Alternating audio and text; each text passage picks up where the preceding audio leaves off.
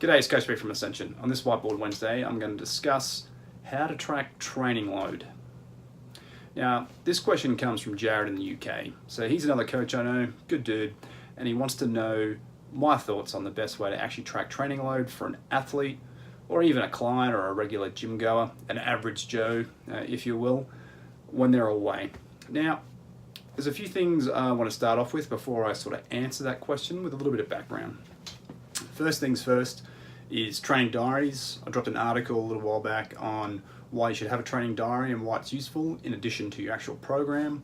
If you haven't read it yet, check it out. But in short, program is what your plan is, training diary is what you actually did. The second thing I want to cover off on is training load. So what is training load? It's a measurement of the amount of work you've done in an actual session. The way we calculate it is to take the intensity multiplied by the volume. If we multiply volume by intensity and add that up for all the exercises we did in the session, we can actually get a total training load. We can then look at a few different things like average intensity of the session, we can look at average intensity of the whole week, we can look at average intensity of the month, we can look at average volume of a session, of the week, of the month, whatever. The problem we have with looking at training load as a pure objective measurement of volume times intensity is different things do not correspond. You cannot compare apples and oranges. So let's say you hit a 95% back squat for 1 rep. You cannot compare that to a 95% deadlift or a 95% bench press or a 95% clean pull or a 95% snatch, or clean, or jerk, or whatever else.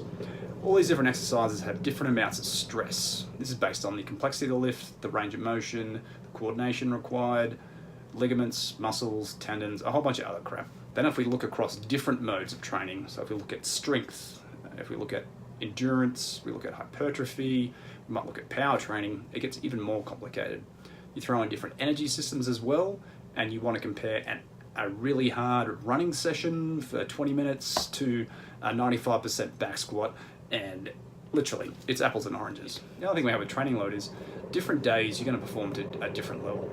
On a really good day, when you're fresh, 95% might actually be okay. On a really bad day, you might load up 95% and fail on that lift. So you're like, holy shit, it's only 95%. It's not an all-time record or a PR or whatever. Why do I suck today? I'm obviously weaker. Not the case. We accumulate fatigue in training. We have fatigue from life, sleep, diet, relationships, work, or whatever else.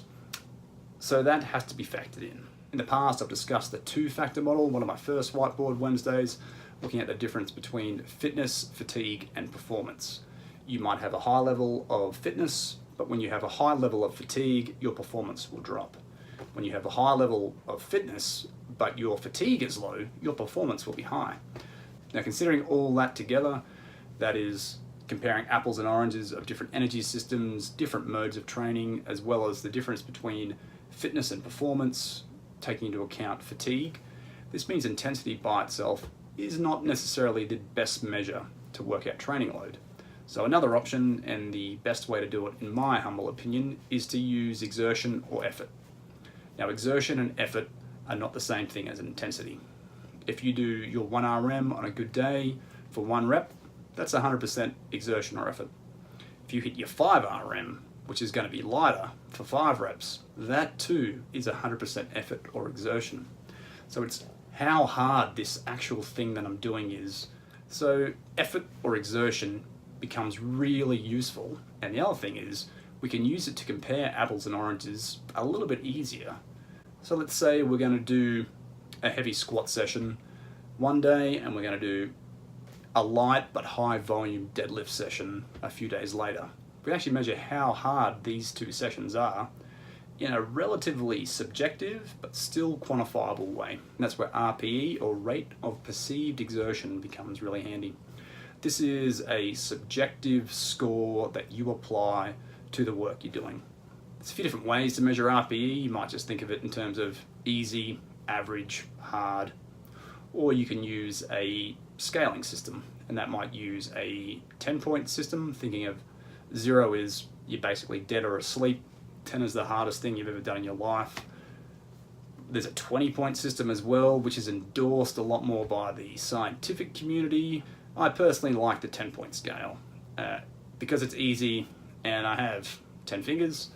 And for me, it's easy to think in terms of, that was like an 8 out of 10, that was a 9 out of 10, that was the hardest thing I've done in my life, or a 10 out of 10. Try and do that as fractions of 20 just gets weird for a lot of people without knowing the specific definitions for each point. So we can actually work out a different version of training load based on effort or exertion. So as opposed to looking at the intensity as an absolute objective measurement, we can use effort or exertion as a subjective measurement. In terms of volume though, we don't necessarily have to multiply by the exact number of sets or reps or repetitions or number of repeats we did if we're doing some sort of cyclic work. We might just take the duration of the session in terms of time, and that is in minutes. So think RPE 1 to 10, think duration or volume in terms of time, so number of minutes. Now the RPE scale we're going to use for the session isn't going to be what the RPE or exertion or effort was for the hardest bit of the session. It's going to be what we actually think the session's hardness was on average. If you can try and be as objective and as honest as possible, you should be able to give a rating out of 10 for how hard a session is. Then simply multiply that by the number of minutes the session went for. So we might compare two different sessions of different modes. So we might do a strength session, let's say for an hour, or 60 minutes, and it might be 7 out of 10 on the hardness scale, or RPE. So we do 60 minutes by 7 gives us a subjective scoring of 420. Then we flip over to some sort of conditioning session, and I might run for 2 hours, but only a 5 out of 10 in terms of hardness. So in that case, it's going to be 120 minutes of work times 5 gives me a score of 600. Whilst the run is lower in terms of effort overall, the volume is more significant, and we get a subjective score of 600 versus the strength session, which is actually higher in effort and intensity, but the duration is only 60 minutes, so it's only 420. We can now compare that 600 units of training load to 420. Now this isn't perfect, but it is a good way, and we can then actually start to rate and measure the amount of training load we do into our training diary. So this helps paint a better picture for your coach to understand what sessions were actually hard, what sessions were actually easy, what sessions were actually moderate. Then they can look at the objective measurement of intensity and compare it to your subjective assessment of effort to get a better picture of where you are right now in terms of fatigue and performance capacity.